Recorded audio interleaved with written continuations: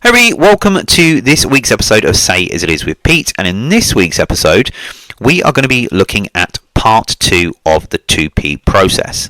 Now, last week I provided information about TUPE for employers, and this is where I was advising employers to be smart, professional in regards to how they can plan and prepare for a TUPE out and a TUPE in.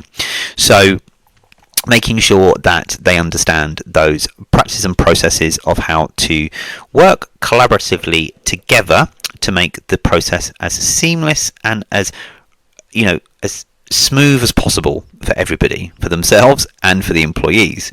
Well, in this week's episode, I'm going to be looking at the employee perspective, because during the TUPE process, yes, we are going through all that information for employers of what they need to know from the ELI. So that's the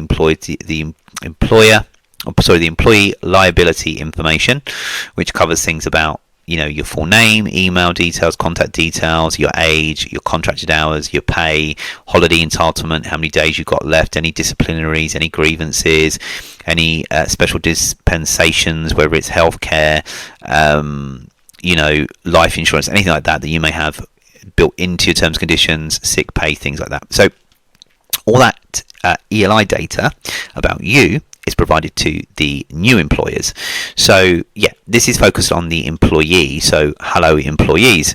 I hope this podcast episode gives you a little bit more information and keeps you in the right frame of mind when you're having to go through a TUPE transfer. Now, a TUPE transfer is the transfer of employees undertaking protection. So basically it means that the existing employer that you currently work for has either decided to transfer and outsource the department that you work in to a provider, an outsourced provider, or if you already work for an outsourced provider, they may have lost the contract and it's been won by another provider, so you'll be contracted out to them.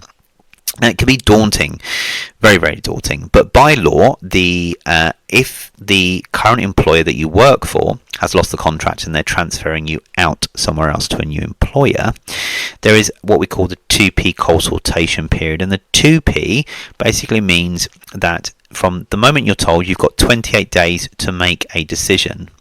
Now, your existing employer will have a meeting with you and tell you that unfortunately they would have lost the contract, or that they have decided to outsource the department to somebody else and that department is going to be taking over. They currently will not be running that department internally, but if you wanted to stay with the organisation, you could apply for an alternate role, or there are similar roles elsewhere in other locations within the business that they could transfer you to if you wanted to move. So they have to give you an option, but they also just have to tell you, what the timescale is. So first meeting is the first day of the 28 days, and there'll be weekly meetings as you go through from both the existing employer and the new employer. And the new employer normally comes in on the first day that you're told, so it's kind of a double whammy. Not the best, but your first employer tells you that they're no longer going to be your employer in 28 days. Sheer panic sets in. I get it, I know it does, but don't panic. Deep breath, okay? Deep breath. Because then the new employer is going to come in and welcome you to their organisation. They're going to do a really flashy presentation. Some do, some don't. That will tell you about their organisation and that how the TUPE process will work, what features and benefits there are working for the company, and tell you loads of things about them, show you some examples of, staff satisfaction, show you some comments from staff, tell you about their benefits and everything else, and then if there's any changes to your employment. Now, it's key at this point that you understand, and I want you to clearly understand this as an employee that is being transferred out under TUPE. Your contract of employment is not affected. Nothing changes. The only thing that really changes is the person that pays you after 28 days. Okay, so your terms and conditions of your contract, your pay, your hours, all those things stay the same. There will be some slight changes, and that could be the frequency of pay. So if you're paid monthly, the new employer might pay 2 weekly, or if you're paid 2 weekly, the new employer may pay monthly. So the frequency of your pay may change. Your holiday period may change. So if your holiday period is January to December currently, but it changes with the new employer to April to March, then they have to tell you that your holiday period will change. The third change that will happen, so apart from your frequency of pay, your holiday period, the only third thing that would really change is going to be your pension provider. Now, if it's with AXA, for example, it will stop with AXA on after 28 days, and then it will move to the company's new pension provider, which could be anybody like Penfold, it could be Nest, it could be anybody. But if it's AXA again, then it's nice and easy, but it's not always going to be the same provider, I'm afraid. So your pension would currently stop, and then you'd have to transfer it to the new one. So they're the only three things. So frequency of pay, who your pension provider would be, and your holiday year. Everything else stays the same. Your terms and conditions of your contract, if you're paid sick pay, you get sick pay. If you've got 40 hours, 16 hours, 20 hours, you're a casual worker, you've got set days, set hours, that all stays the same. Nothing changes. Now, I've done many 2Ps. I've sat in on 2Ps. I've hosted 2P meetings. So I've also been on the side of you as the employer when you're being told. And it can be daunting, and it can be as scary as hell that you're finding out today that your existing employer is not going to be your employer after 28 days. It's going to be somebody else. And you're thinking, oh my God, what is happening? Do I still have a job? Are they going to replace me? Do I have to sign a new contract? What am I going to do? Am I going to get paid the same? Are they going to, what's happening? As I say, just take a big, deep breath. It's all okay. As I say, it can be daunting and scary, but the main thing is there's only going to be 3 changes. Frequency of pay, your holiday period, and then also your pension provider. Under 2P regulations, by law, we cannot, as an employer, change anything else. So if you're entitled to sick pay, you're entitled to health insurance, you've got certain terms and conditions written into your contract, all those kind of things will stay the same. Rate of pay stays the same. It can only get better. Employee benefits may be better. So your employer contribution for pensions may be way better. So it can only get better. It can't get worse. Now, the reason why that there is a 28-day period is that you need to view those options. So from the moment you're told, it can be quite heavy because you're being told you're transferring out of your existing employer, then you have the new employer coming in saying, oh, we're going to welcome you, and you're kind of like, hang on a minute, it's too much, I need time to think. That's what the 28 days is for. Obviously you don't want to wait until the last moment to transfer across, but every week the new employer will come back and have a regular meeting with you to answer any questions you may have. So normally the first one is quite daunting, and a new employer say, do you have any questions? And you're kind of like, not right now, I don't. But then what we suggest as new employers that are taking you on is to write a list of questions. So go away and think about what you've been told and write some questions that come to mind so that you can give them to your HR team for your current employer and say, look, here's my questions. Can you send them on for them to answer? Or when the next week comes and you see the new employer, you can go, actually, I've got some questions. Can I ask you? Doesn't matter how silly the question is, ask it, because I think, we've recently, me and my current role, we've just, 2P'd in 23 new hotels. So it's quite a lot of employees, over 300-400 new employees to the business. So in between 4 hotels that we 2P'd in, there was over 200 questions that were asked across the board. So 200 questions is 200 questions. We're going to answer them all, and some of them were, there were some double questions asked in different ways, but majority of them were all 200 questions were individual questions across the board, which helped out everybody. Thought, oh, actually, I didn't ask that question, or I thought about asking that, but I didn't ask it. But now I can see it's asked. Now I know the answer. I'm quite happy. So, look, ask as many questions, and that's the best thing about it. You can ask as many questions as you want. But I think the key thing to remember as an employee that is being transferred out under 2P is that it's not to stress. Don't worry. If your existing employer is able to offer you an alternate job and you want to take it and you want to stay with them, that's your choice. But if they haven't got anything for you, then I would say, and you're still unsure, I'd say 2p into the new employer anyway. Because even if you don't like it, you can still leave, and nobody would want to see you leave that employer because, you know, you're fine. So things like your length of service. So if you've been with the company for 10 years and you move from your current employer to the new employer, you know, one of the questions is, does my length of service get affected? Am I starting from day one again? No, your 10 years will continue over. So if you are due to hit 11 or 12 years in the next year, then we would celebrate your 11th, 12th, 13th, 14th, 15th, 16th, 17th, 18th, 19th and 20th year with the organisation. The only difference is you're not celebrating it with your existing employer, it'll be with your new one. So look, the main point of doing this episode for part 2 for employees is so that you understand it's not scary as much as you think. It's very straightforward. It's not, you know, a nightmare from hell. And, you know, if your current employer is saying things that you're not sure about, then you can always ask the new employer just to clarify things. You know, look, we as an employer that is taking over employees, we'll have all of your information. So as long as it's been provided prior to the meetings, we'll know everything about you. We'll know all your holiday entitlement, your pay, your contracted hours. We'll know everything. If we don't at the point, we'll say to you, we don't have that information yet, but as soon as we get it, we can tell you. So don't stress over it. That information does get to us, so we'll be aware of it.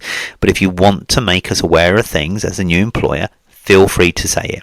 It's kind of like talk now or forever hold your peace in a wedding. Yeah, does somebody have anything to say why these two should not be wed or forever hold your peace? And people don't say anything, but I'd get up and say, actually, yes, I have a question. Can I make you aware of this? And you'll find that the new employer is very accommodating and very supportive.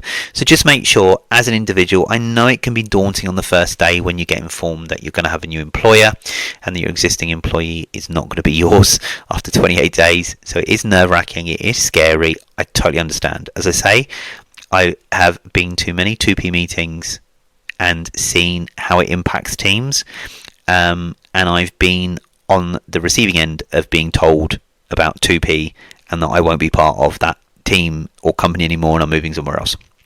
So I can feel it from both sides. But this podcast was created to give you a bit more advice and guidance and to make you a little bit more peace of mind that when your employer is telling you, don't stress. Do not stress out. Do not panic, because nothing is going to change. Well, I lied. The only things that will change, as I said before, how often you're paid, who your pension provider will be, and when your holiday year starts and ends. And that is it. So if you ever do go through 2P, or you know someone that is currently going through 2P or might be going through 2P, and if there's any HR professionals, hopefully, that are listening to this, that their team are being transferred out or in, they can share this podcast with them, because it will hopefully help you and help them understand that it's not as scary as it looks or sounds. It's big terminology out there, and you know the law is there to protect you. So 2P is protection of your contractual rights as an employee. We, as a new employer, could not affect that in any way or change it. As I say, there was only those three things: frequency of pay, holiday, and your pension provider. They're the only things that we can change. Everything else would stay the same. No matter what, you can't be asked to sign a new contract from the new employer because they're not allowed to do that. It's against employment law. So, yeah, the only difference would be is if you stayed with if you transferred into the new employer, you spend 3-4 months with them and then decide, oh, actually, this is not for me. I really don't like this employer. I'm leaving. Then just be aware that your contract will end when you resign. So does your end of service and everything else. So then if you then decide to come back and work with your previous employer doing something else, or you come back to the new employer and work with something else, just know your length of service will start again but if you come back to the old employer or the new employer, you're signing new terms and conditions, so you don't have the original terms and conditions you had prior because you've resigned and given them all up. So just be mindful of that. And if you want any clarity on that, then do feel free to reach out to me at pete@creativemind.zone, and I'll be happy to answer any of your questions. But what I would say is, if you are going through TUPE and you've been told you're going through TUPE, don't stress. Everything is okay. And that's why we have the 28-day consultation period to advise people of any significant changes or anything like that. What you also will find, and this is key, and I've seen this before and people stress over it, are they being replaced? No. So you might find that the new employer you see is advertising for positions within your team. So, for example, I do a lot of hotels, so we might see that we take over one hotel and that we're suddenly advertising for room attendants or supervisors or a head housekeeper, for example. And you start to panic and think, oh my God, this new employer, they're replacing us. I can see adverts out already. What's going on?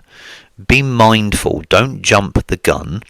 Be mindful that some team members may have already told the new employer that they're not going to transfer, that they've decided there isn't anything that the current employer can offer, they don't want to transfer to a new company, so they're going to leave. Or it could be that they've accepted another offer from the existing employer and moved somewhere else, so they won't be transferring over on after the 28 days. If this is the case, and we know this in advance as an employer, then that employer that you're now going to be working for after 28 days will start looking to fill those missing positions. So if you start seeing adverts out, don't suddenly think they're replacing me, I'm not going to have a job, oh my God, I'm going to be out. I've seen it happen before. People see a job advert out and they panic. Do not panic. Stay calm. Remember, they're only going to be replacing people that they know that are potentially going or have decided and said they're gone. Yeah, because we have to plan to make sure that the day after 28 days when the employer takes over, that there is enough staff and manpower ready to go on that takeover day. And if that means we've lost 5 people and we've had to employ 5 new people to start on that day that we take over, then you would see 5 colleagues not come to work that day that you used to work with, and you'll see 5 new colleagues start that you've never met before. So we're only replacing like for like. And that's all that the new employer would do. So just be mindful of that. But in general, everything is okay. You don't need to stress. So just remember, if you ever go through TUPE, whether you're being obviously you're being TUPE'd out, which means you're no longer working for your existing employer, you're going to a new employer. Just remember, stay calm, stay collective, listen to all the information and advice that is given. Ask for copies of the presentations. If the first meeting is very full on, go away, think, write down your questions, and you will be given email details to either your existing HR team or the new employer's HR team where you can send questions. But note that the new employer would come back on a weekly basis over that 28 days to A, answer any questions you have, and B, get you registered on the system. Okay? And they will get you to fill out an application form. And the application forms for TUPE are very, very simple. Normally it's your name, your email, your contact details, your copy of your right to work documentation. Then they send you on the onboarding. So when you get the onboarding, it will just be to fill out your new starter paperwork, which could be you completing checking all your personal information, your medical questionnaire, providing your bank details. So there is that process, and don't think, oh my God, I'm clicking this link, I'm having to apply for my job again. They may just give you a simple link to complete so that they can get you registered on their system, so that come the day they take over, they've got you on their system, so they're able to then process and pay you your salary and obviously calculate your holidays and everything. So don't stress. As I say, yes, it can be daunting, yes, it can be scary, but if you stop, listen and understand what they're saying, ask questions. Never be afraid to ask the silliest question ever, because the silly questions are the best questions. Just make sure that you are comfortable, and it's about you. Remember, it's not whether Joe transfers, and if Joe doesn't transfer, then you're not going to transfer. You've got to think of you. Now, I know some people that are like, oh, I don't want to transfer, and I've had this before, like, oh, I don't want to transfer, I don't think I want to work for this company that's coming in. Well, actually, best thing to do in this state of economy is to transfer regardless. If you think that you're not going to transfer or stay, and you're going to leave, if you're going to leave because the other employer doesn't have a job for you, the option I would suggest, and this is my personal opinion, is if your current employer says we don't have any jobs available for you. So you've got two options then. Either you transfer to the new employer, or at the end of the 28 days when they take over, you won't be employed anymore. And you go, well, fine, I won't be employed anymore.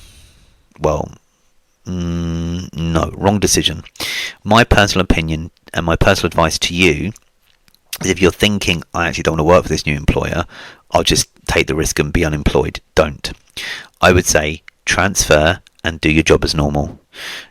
And why you've transferred, and some HR professionals will kill me for this, but when you've transferred, if you feel that you're not going to work with that employer, obviously, 1, you've given them a go, 2, you're still getting paid, and 3, you can look for another job.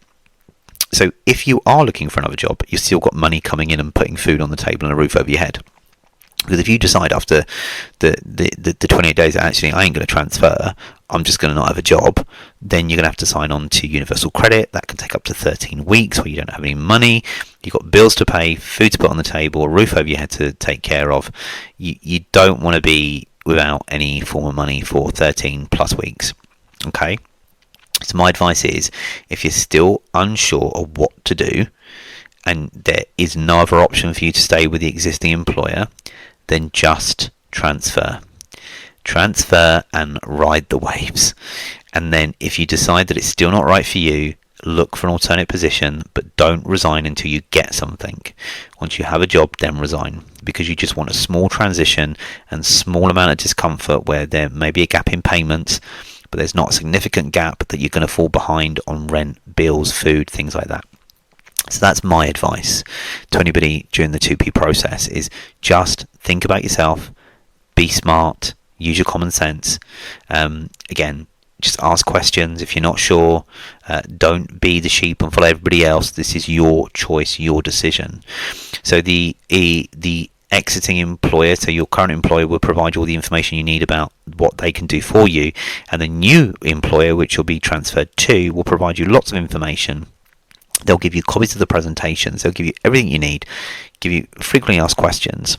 Now, they're never going to ask you to sign a new contract. As I say, your contract and terms, conditions and pay and everything else stay the same. There are no changes apart from, here we go again, frequency of pay. So how often you're paid, whether it's moved from monthly to weekly or 2 weekly, or if it's 2 weekly, it's moved to monthly.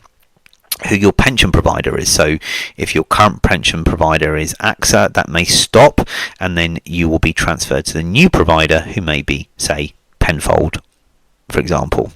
And then the last thing is your holiday year. So your holiday year currently might be January to December, but the new employer's holiday year, which will change for you, will be April to March.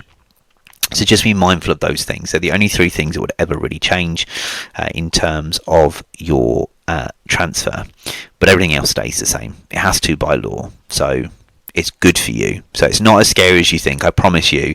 And that's advice from a HR professional and someone that does this on a frequent basis, of 2Ping people in, not transferring them out. But either way, it's about you. So if you're ever unsure, you need to ask both sides, the current employer and the new employer. Ask your questions. You can also go to Citizen Advice and ask them for advice and guidance. You can also look on the ACAS website, and it tells you more about the 2P process for you as the employee and what to expect. But if you have any questions, you can always reach out to Pete at creativemind.zone, and I'm always here to provide some initial advice and guidance to you. But remember, this process, although it seems scary, guys, it's not, I promise you.